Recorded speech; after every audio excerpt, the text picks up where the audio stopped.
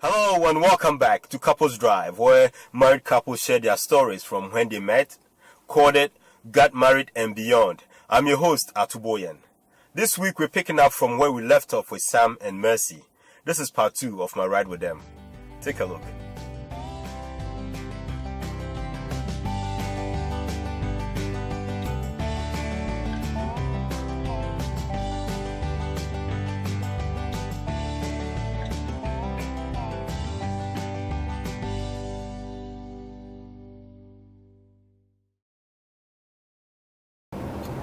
I want to go back to when you, before you guys got married, right? You said that you prepared in a certain way because of the expectations you had for marriage. Yes. Is there anything that you regret not doing from the time you guys knew each other, got married? Is there anything that you've done that you wish if you had the time, or if you could go back the hand of time, you could actually do it in another way? Maybe I could have spent more time preparing. Well, Mercy, you started preparing from Sunday school, you said. So I know. Preparations again. I know, but you can never prepare enough, can you? That's true. That's true. You can never prepare that. Yeah, that's true. I did prepare, but maybe I could have spent more time learning more about who I am and what I can bring. You don't agree? No. What I could bring to the marriage. Yeah, I think maybe for me, I would say maybe read more books on marriages. Okay. Yeah. Because a lot of my counseling and advice came from individuals. So maybe I could have. How was the counseling process like? Is there anything that stuck out to you during the counseling process that you didn't know before? Are you meaning with the church or with other? No, like other individuals. In general, yeah, other individuals, wherever you got counseled from. Well, so with our counselor that we had, he told about the 5 languages. Love languages. The 5 love languages. So it was, for me, one of the things was trying to figure out what her love language is. Oh, okay. And wait, you didn't know that after how many years? 30 something. Yeah. I was busy trying to get my degree and start working. So those were the things that So what did you find out hers was? She has a little bit of everything, but hers, for me, from what I've learned since we've been married, is act of service. Like once I get the house cleaned, and she Don't comes leave stuff anywhere. Don't leave stuff anywhere. And she comes and the house is cleaned and vacuumed and everything is done. She just goes crazy and God bless you, and I'm like, it's just and she gets really, really excited. Oh, okay. And also she just likes to confirmation with words, acts of confirmation as well. Just letting her know how much you appreciate her as well. But the acts of service is the biggest one. What about you? What is his love language? Love language, yeah. Physical touch. Yes, I'm a man. He's a physical man. Yes. Was it rubbing your hand on? She loves it, man. That part? Yes. That makes him go nuts. And I think, especially for me, I'm shy. So I think when, physical acts in public, I think he enjoys that. The PDA kind of... Yeah. Not extreme, Not though. much, On the DL. Yeah. Okay. Do you think that is wrong when some people are all over their spouses in public? There's a line where it gets to be too much, but I don't see anything wrong with showing affection to your husband or your wife. There's nothing wrong with that. But you just have to know where it becomes inappropriate. Like, what would you consider inappropriate? Excessive groping. Yeah. But I mean, yeah. So, let's talk about in-laws. Okay. Actually, let me go back to this. When you first introduced Sam to your parents, Yeah. how did it go? I think they knew all along. Oh, they knew? Yeah, they were just waiting for the right moment. Your dad knew. Maybe not my dad so much, but my mom definitely. Mom always knows. Yeah, Yeah. yeah. Right. So, Sam, how was it like meeting Mercy's parents for the first time? I mean, as a potential husband. It was great. I mean, the thing is, I go to church. We go to the same church, so Okay. I've always been around them. And like she said, they knew. So it was just going through the traditional, making sure we're doing the. How did they know? Did you guys Proper. like? Is it just by the mother's intuition, or somebody hinted Yeah. them? Or And that smile on my face when I see her Yeah. and calling to check up on her. Any family would know. any mom would know that. So it's just going through the normal procedures and make sure you don't break any traditional laws or rules, so to speak. Were they excited that he was the one you have chosen, Mercy? Yeah, I don't see why not. Because, like we said, we all grew up in the church, and my mom's biggest thing was he has to be a man of God. So I don't think she questioned that at all. And if he's a man of God and he truly loves God, she always told me, once you get a man that loves God, he will treat you right. So knowing that Sam's definitely a man of God, I think put her at ease. And the fact that she knew him. Okay. So Sam, what about you? Actually, my parents were excited too. My dad always says he said he knew all along too, because he said one time he shook Mercy's hand, so and like the Spirit of God just dropped into him, and God says this lady is gonna be your in-law someday. Oh, really? Yeah, so he always gives that testimony that he wasn't surprised, but when I did, mention it to them, they, definitely every parent wants to give their son the best advice Right. about marriage and let him know, hey, this is a journey. You got to be prepared for it. It has ups and downs, so you got to be ready for it. And it's going to be challenging, but you have to make the best out of it. Right. So how long did it take you? At what point in your relationship did you do the introduction to parents? Right when I finished pharmacy school, I started saving up. Every paycheck was going toward that. So I believe, oh man, it was I believe October before we got married. yeah. You got married when? We got married in May. May. Yeah. Okay. So October of the previous year, I told my parents. That's when like the official telling. But of course I had hinted to my mom, that maybe I think in like a year, we were thinking of getting married. So Why do you? Is there a timeline that in your opinion, is there a timeline that you should date someone before you introduce them or take them home to meet your parents? I think each timeline is different for each couple. Okay. Yeah, some people may court longer than others. It depends on your situation. I feel like. Yeah, like she said, it's different for each couple and what their goals are. For me, like I mentioned earlier, I wanted to make sure that I had a job, that I had a career, so I'll be able to support my family and be able to provide for my wife and make sure everything was good on that end financially, and be also emotionally ready as well, because you can't be an emotional wreck and try to take care of somebody else and be there for them.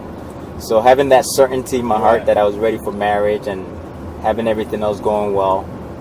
So I know people, somebody that had a job at the age of 21 and everything was going well for him and he was ready for marriage at that time. Right.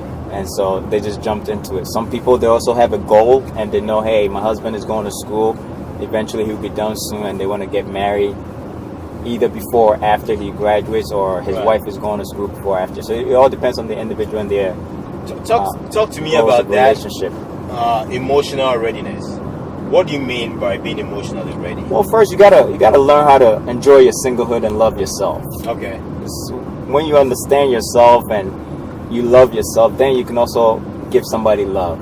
You know, some people are always looking for somebody to give them love, but they themselves are unstable, and they're not really ready to go into that journey, because marriage entails a lot. So how did you deal with the separation of friendship? I know before you guys got married, you may probably have had certain people in your life, like best friends, best buddies. How was it like, separate off, moving on from that stage to a married man or a married woman? For me, it was an easy transition, because even though I had friends, I mostly keep to myself. So if it was a church event and stuff like that, I'll be there and we'll all enjoy. But I never really went out and had like really close, tight-knit friends that would go out and do stuff, go to the movies. Most of my association was with church folks, and most of it had to deal with church events. So it wasn't an issue at all. And with friends, you knew you were growing up, so there's gonna come that time. And it hasn't been any issue with any of my friends. Mercy, what about you? Do you? For me as well, I think most of my friends are in the church, so it wasn't much of an issue in the sense that I can say that Sam has been my best friend for a long time. Okay. So even if I wanted to say something or anything like that, I would probably be telling it to him. I also did have another friend, but I feel like they understood.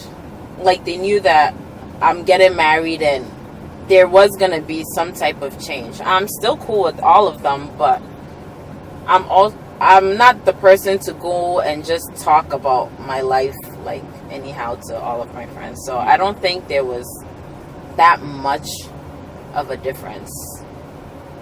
Maybe they might say otherwise, but what is the biggest challenge both of you have gone through or have worked through as a couple since you guys got married? I'll say biggest challenge is is more financially, trying to get out of our financial debt. Okay. We realize, even though we're professionals, we're still living paycheck to paycheck like everybody else. And for us, we were like, we definitely have to do something about it. And by God's grace, we heard about Dave Ramsey. He's a financial consultant. Everybody, please use Dave Ramsey. Yeah. And we learned some things from him. So we're right now on that journey. So making sure we're really careful with our finances and not spending anyhow. And making sure wherever we send, whatever we're using our money for is meaningful. It's not just wasting it and being wasteful. I'd agree with him on that, because I'm the type of person, and this is stemmed from like me being single. If I wanted something, even if I didn't have the money, I would work and get it. And just being married to Sam, who's more of a conserver in terms of money than I am, just realizing that just because I want it doesn't mean I have to get it. Like, there are some things that I need to save my money on, and Sam has really helped us in terms of financially, because he was so financially minded, and that through his leadership in our family, I've been able to save more than I've ever been able to save on my own. So does he go about checking all the receipts that come home and all that, making sure? I try not to. I would love to do that, but making sure all the pennies add up.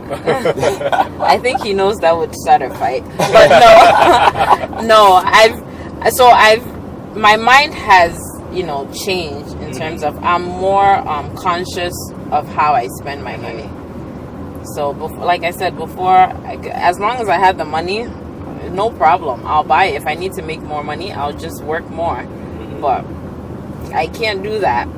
Sometimes, emergencies come up. It's better to have that money saved up. So, thank you for that. Thank All you. right. Sam, thank you for holding the family down. Yes, sir. What is your plan to make sure your marriage stays how it is? Happy, fun? I ask this question most of the time to every couple. Yeah. What do you think are some of the things that you need to do as a married couple to make sure that your marriage is healthy? I mean, healthy can mean different things to different people, but for us, I believe communication is a big thing. Just making sure we communicate everything out. Continue to respect each other, and the other thing is, me being more romantic. Is he? Actually, or is yeah, he is he romantic? romantic? Yeah.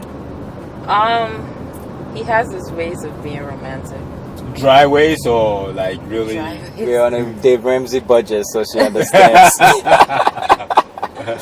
So like he said, like my love language is act of service, right? So cleaning the house, that's romantic to me because that's one less thing that I have to worry about, So. Because I hear this quite a bit that African men aren't romantic. Like, Yeah, flowers here and there just to say I love you are good. Yeah.